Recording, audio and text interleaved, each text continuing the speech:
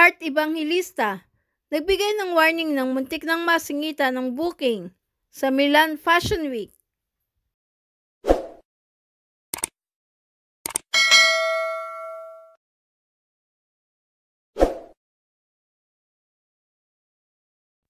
Sa kanya social media account, ipinahayag ni Heart Evangelista ang grupong kailangang kontakin hinggil sa kanyang mga booking sa Fashion Week. Ang pahayag na ito ni Heart ay bunsod umano ng muntik na siyang masingitan sa booking nang di umano ay may mga nagsabing hindi siya makakarating.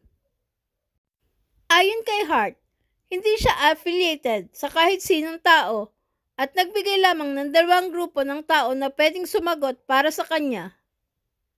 Gayon din, sinabi ni Heart na kapag may mga taong magsasabi na hindi siya makakarating, ay ikumpirma lamang sa kanya o sa kanya mga representante.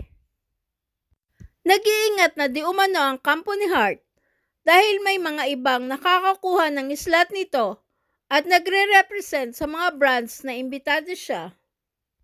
Noong nakaraang taon ay nangyari na di umano ito na nasulot ang mga booking ni Heart sa Paris Fashion Week. Marami na umanong gustong gumaya kay Heart na malaki na ang talent fee bilang sikat na fashion influencer.